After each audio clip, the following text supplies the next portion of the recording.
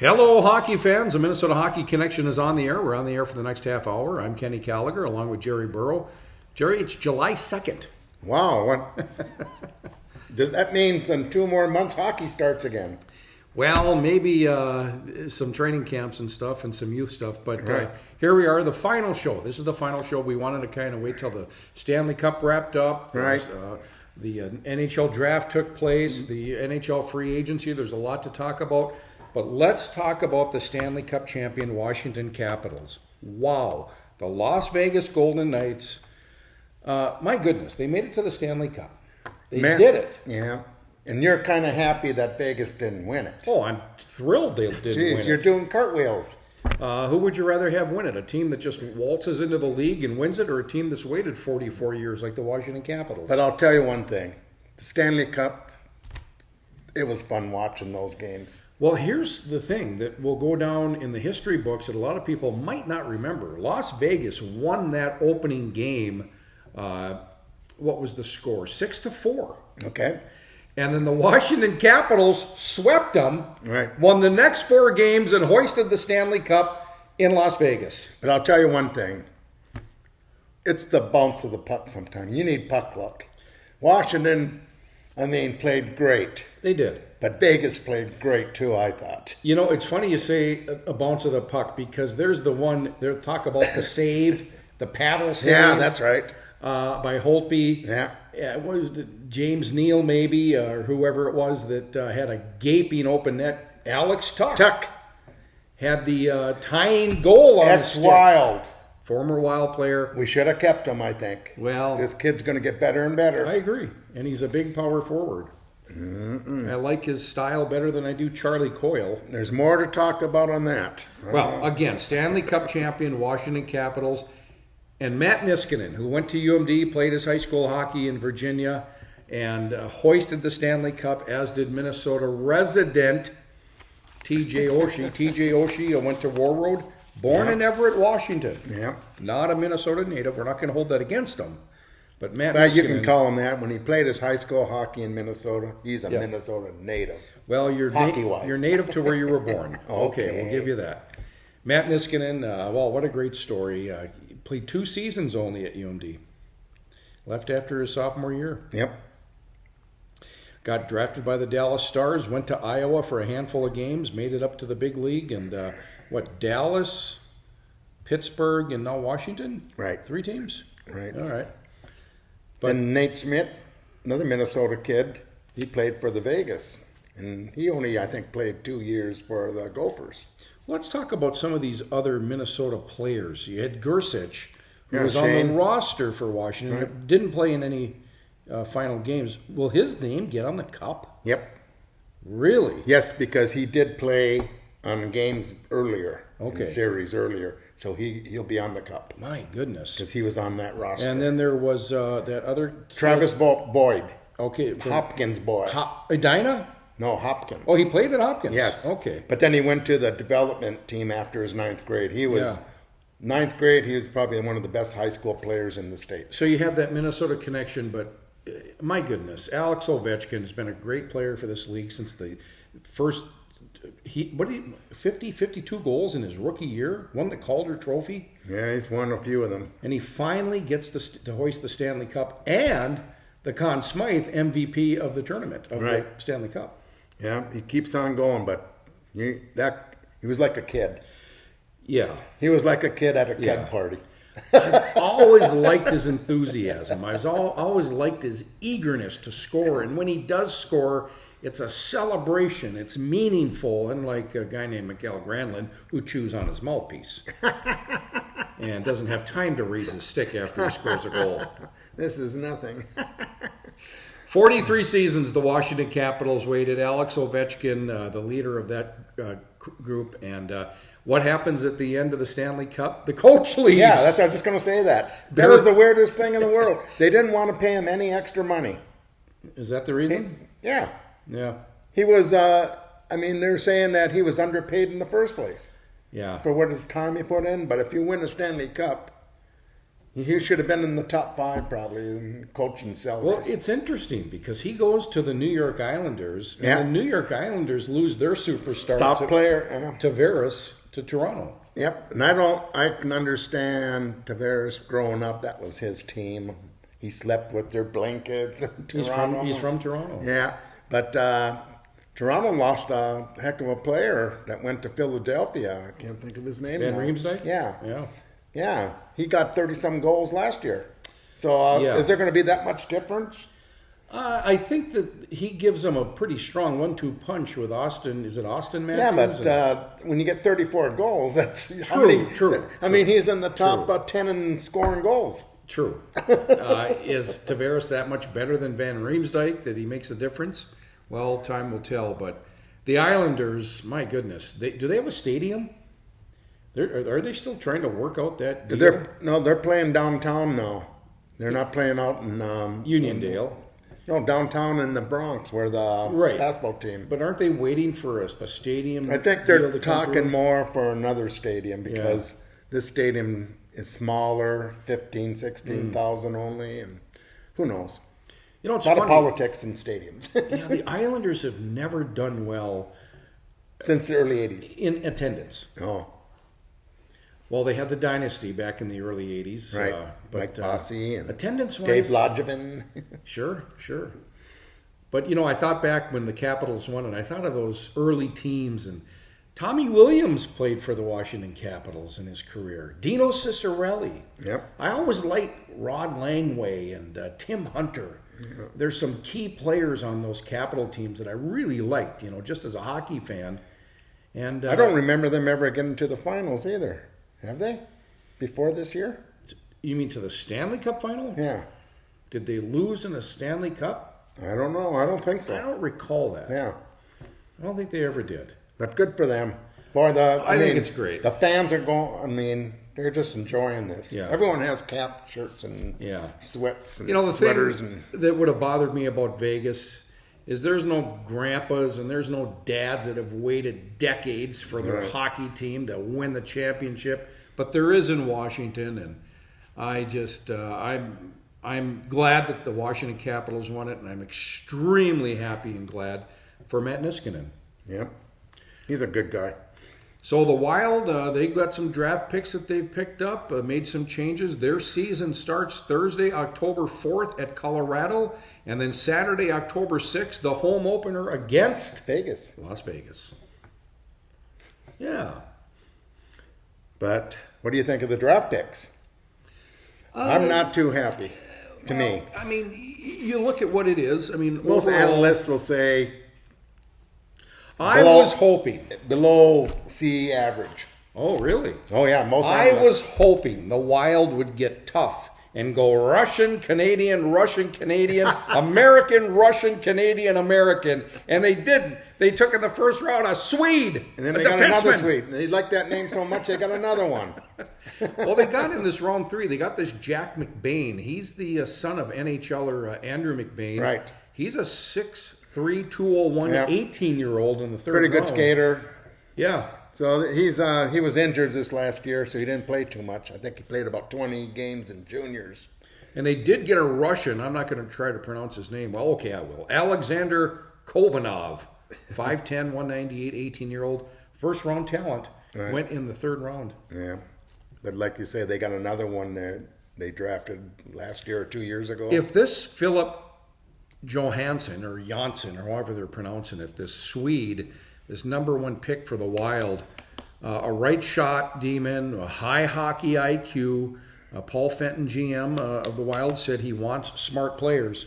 But if this kid doesn't pan out, that's not a good sign to start out your GM career. The best anyone had him was at the end of the second round. The best. I'll tell you. I hope he works out. And here's my thing. Right in our home, right here, Duluth, Minnesota, they had a kid that improved so much from the beginning of his college career to the end of the season. He ran that team at the end of the season. Are you talking about the USCHO Rookie of the Year? Scott Perinovich. Yeah. Why wouldn't they draft him? If he did the improvement, what he did this year, this next year, he's probably ready to go right into the National Hockey League. He's exactly what most of these teams want, someone that can move the puck. Sophomore defenseman Scott Perinovich, drafted in the second round by the Dallas Stars. You know, he came onto the Bulldog team straight out of high school, and I don't think anybody... He played 1 year of juniors. He left high school a year early. Okay. But yes, he wasn't really an 18-year-old. I don't think anybody expected him to be at the level he's at. Even now, he's a sophomore. Right. But here he is, USCHO Rookie of the Year, drafted in the second round by St. Louis, and I thought the same thing. I thought, my goodness, you know, it just bothers me when Dallas picks up the homeboys. Ugh. Ugh. Norm Green Sucks. Round 3, the Minnesota Wild chose Connor Dewar, centerman from Manitoba, had a breakout WHL season, an energetic forward, 5'10", 18-year-old. Round 5, they picked another defenseman, Simon Johansson, a Swede, a considerable upside, big-bodied defenseman, 6'2", 170. Round 5, a centerman, Damien Giroux, out of Sudbury, Ontario, reliable, 5'9", 177. Round 7, or the 7th pick rather, in the round 6, Sean Boudreau, out of Quebec, a right winger, 6'4", had 60 points in 60 games last season in the Quebec Major Junior Hockey League. And then round 7, the final pick, Sam Henches. Talk about this. A Minnesota kid. Out of Fridley. From Totina Grace. Yeah. Private school. Yeah. Little Catholic school down in Fridley. I don't want to say this is a throwaway pick, but when you're the 7th round, the 210th player taken, does he make the AHL team? He's going to have to fight for it. And they have a lousy team down there in Iowa this last year. So that's why they're getting all these two-way contracts they're signing, because I think a lot of these players are going to be playing down in Iowa. Well, let's talk about Iowa. The Minnesota Wild picked up Tommy Curvers, a former UNB Bulldog, Hobie Baker winner. We know all about Tommy. He's going to run that Iowa team. He's going to oversee it. So name a player in the last 3 years that's come up from Iowa that's helped the team. The Wild? Yeah. I can't name one. Out of Iowa? Yep. Is there a goalie in there somewhere? Maybe Stalock. He played 1 year down there, and then he came up last year. Yeah. But it's just nobody that's they're been not. an impact. See, that's what the program's for, is to build them up so they can come up and ready for the big show. And someone gets injured in that. Why? No one's come up where they can do anything. They go right back down because... Again, Tom Curvers, Minnesota Wild assistant general manager, new GM Paul Fenton, knows Tom, and he played was with the Tampa Bay Lightning for 10 seasons. He's a Minneapolis native, former Bulldog, again, Hobie Baker winner. Bloomington Jefferson. Yeah. High school. Played in the NHL with a handful of teams. Yep. Toronto. Yep. And some others. But why Curvers? Why is this just a coincidental pick? That he's a local guy? Know each other from playing days. They played with each other up in Toronto. Okay. And so they see each other since he was assistant GM down in Tampa back close to 10 years ago for about 3 or 4 years. And then now he's always been an assistant to the general manager, they call him.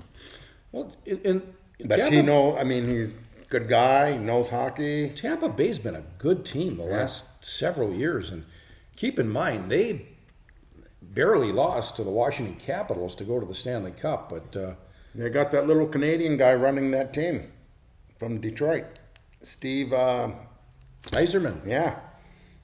He's the GM for Tampa, Yeah. He's done a great job down there. So Tommy Curvers coming back home. He'll work with these guys in Iowa. Does he try to turn that around? Does he try to make it relevant? I don't want to say that it's irrelevant. Well, they got to get better. They got to get players there that they can grow and get them up into the big time. So we'll see. But they didn't have the players last year. Yeah. So it's kind of scary. And then, I don't know, even the Wild, they get this new general manager that was an assistant general manager over in Nashville, Paul Fenton now. And I don't know how aggressive he's going to be. I don't think there's not too many free agents out there that I even saw that was worthwhile even looking at. You know? So you almost have to go. You have to sign Dumba now, and you got to sign Zucker. Yeah. And there's not much money left because they made a lot of bad deals over the last few years. Well, let's talk about some of the players they picked up in free agency. T.J. Brown, former Bulldog, was on the 2011 championship team. Right. A gritty player, not a big goal scorer. I think he can score more. Yeah. I think if they put him with a different system and playing with the right people, I think he can score a lot more. And they got this old guy from Blaine that beat Duluth East in year 2000 in the state Did you say tournament. old guy? Yes. He's half our age. Matt Hendricks? Yes. 37 years old. Big body? Yep. 210. Very good skater, but he's like a Matt Cullen, you know. He can penalty kill. He can do a lot of things. A good role player. He knows the game. He's smart on the ice. And he's not going to be the big scorer because he'll be a fourth liner. But the thing that bothers me again is Matt Collins still wants to play hockey, and the Wild didn't pick him up. Amazing. It cost $1 million. I know he started out last year, the first third of the season. He wasn't that good. Yeah. I don't know if he's tired from the year before, Sure. being in the Stanley Cup, but whatever, winning the Stanley Cup. Yeah. But Pittsburgh got him back. They must like him. The Wild did this twice now. It's only $1 million. They worried about money. Yeah. I don't know. I don't get it. Well, they're moving on. They're going with younger players, perhaps. Yeah, Matt Hendricks. Well, He's younger. He's a bigger body. Maybe they want to, challenge Winnipeg next year, and because in that playoff round with Winnipeg, the Wild never really stood a chance. Right. And so does this make a difference? I don't know, but I really thought Matt was going to retire, but he's back for another season. Right. What's up with that? Who knows? He loves the game, and he's still healthy enough. Yeah. He thinks. Probably talked to his wife, and the wife said, "I don't want you home every day." And as long as Sidney Crosby is healthy and playing, Pittsburgh is always a Stanley Cup And contender. I bet Sidney said something. If you can get Matt back, he's good for the team. Yeah. Well, what else, Jer? The Wild draft 8 players, 5 centermen, 2 D-men, and a right winger. Yeah. Hey, I'm going to change the subject a little bit, okay? Don't go on to basketball or football. I won't, because I don't know anything. Good. But they just named all the teams and games for the Hockey Day Minnesota up in Lake Bemidji. I saw that. They're going to play on the lake. Yeah. I love it. Yep. And but it's going to be a 3-day event instead of a 1-day event. So Thursday, Friday, Saturday? Well, Thursday they're going to have the high school girls game, Bemidji against Woodbury. Then Friday, Bemidji State and the WCHA plays Michigan State out on the lake. Now, listen to what he said. On the lake. On the lake. Friday night. Is this an exhibition? No, This is a an real game. official Division I, Right. Bemidji State and Michigan Tech Right. on Lake Bemidji. Right. I love it. And then Saturday, I think they got some great teams. I think they did a good job in getting the high school teams for the boys. At 9:30 in the morning Saturday, it's almost worth going up there to me, but I don't know. But Minnetonka, last year's state champion in Class AA, is playing Andover. Andover will be a top 5 team this year.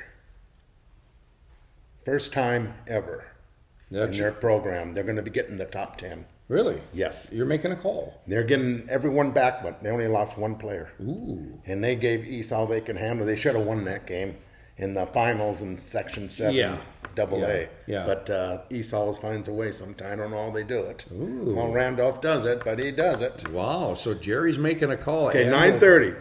Then 1 o'clock, they're going to have the women's game, Bemidji State and Minnesota State. All right. And then 4:30, we got the second boys' high school game. The host, Bemidji High School, is playing Greenway. Nice. Another, yeah. And The Raiders are gonna, going to Bemidji. Yeah, and Greenway will have a decent team again, so they'll Yeah. give Hermantown all they can handle. So that'll be good. At least Hermantown gets a little competition in 7A. Yeah.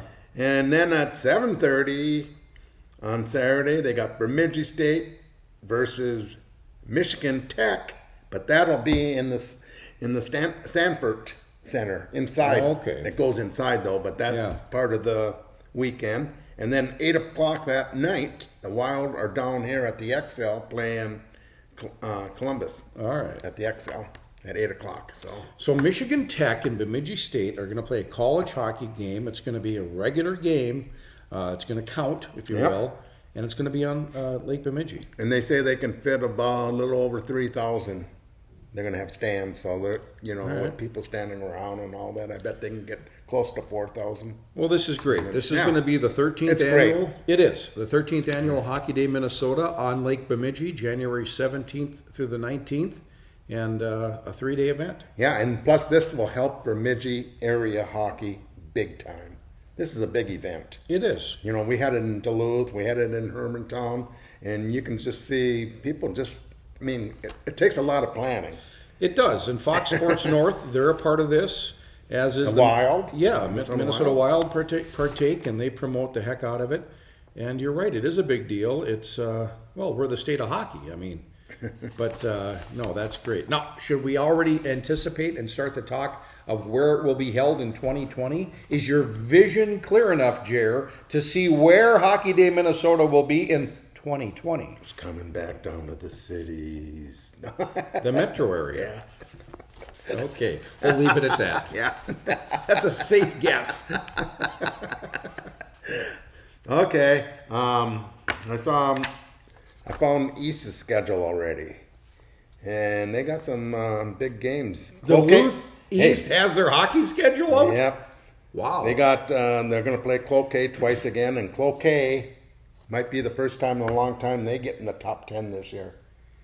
They're going to be a good team, Cloquet. So they got 2 teams they have to go against for sure.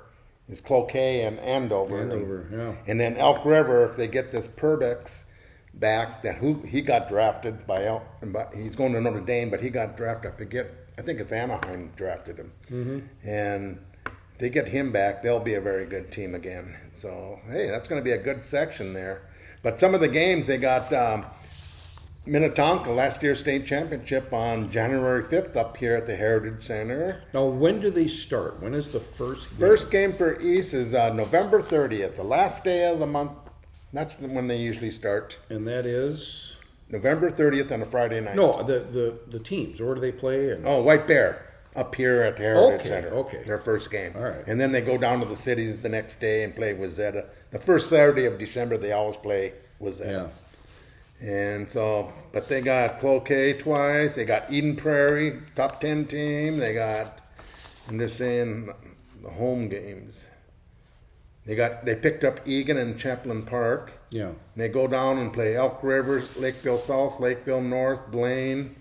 They go out to Brainerd, and they got Moorhead back now. So every year they're going to start playing Moorhead. All right. So they always have, like to say, for top schedule, and they like to travel. High school hockey, November 30th. Yeah. What about up at Duluth Marshall? Of course, head coach Brendan Flaherty, we learned that he had throat cancer. Right.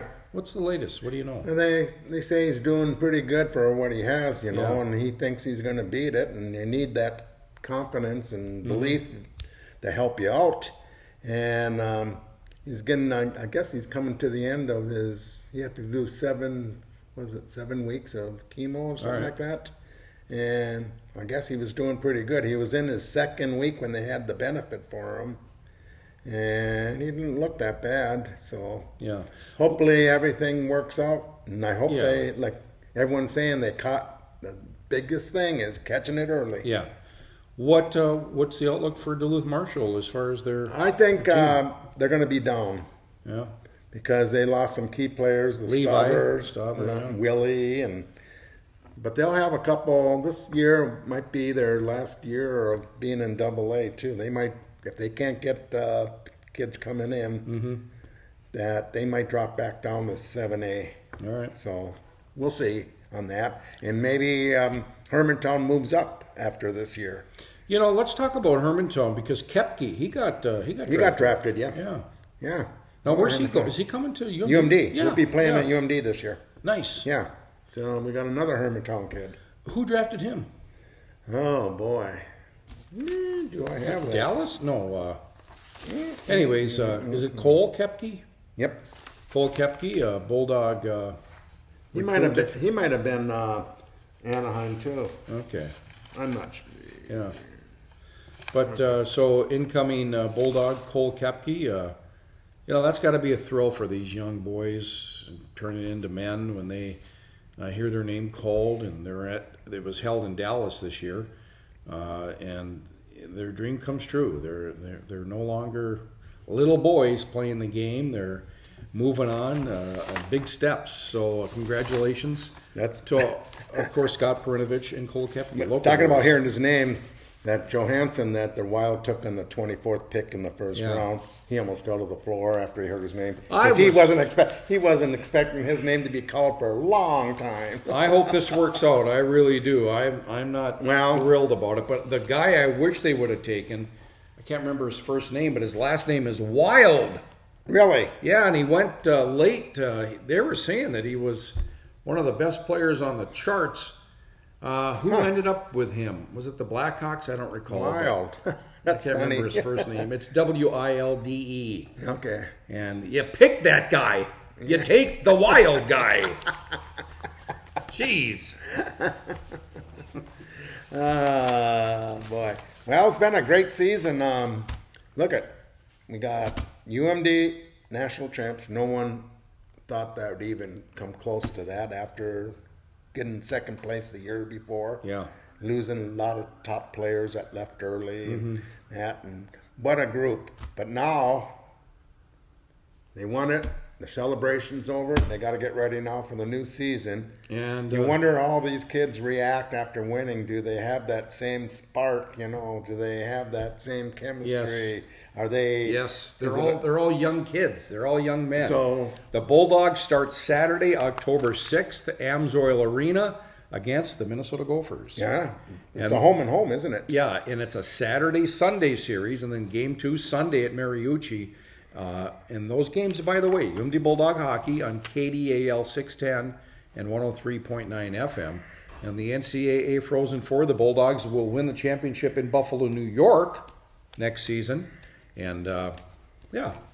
And well, I got to congratulate Hermantown for getting third place in state tournament in the Class A, and Duluth East Class AA, second place. Sure. Getting to the finals. It's just fun to watch these kids up north compete with those big schools down south, and congratulations, all I can say. Thank you so much for this season of hockey. July 2nd we're taping, and we're wrapping up the season, if you will. We'll be back late September. Yeah, late September, I think, after the North American Hockey League has their showcase. We want to thank the staff at PACT-TV. We want to direct you to our Facebook page, Minnesota Hockey Connection, also our YouTube channel, and check us out on PACT-TV, channel 180, every Wednesday and Thursday. Jerry, another season, man. How many seasons now? I think this is 7. Okay. Yeah, somewhere around there. And, of course, the staff at PACT-TV, all the work they do to help produce this, we appreciate that. And we'll be back in a couple of months. We'll see you then.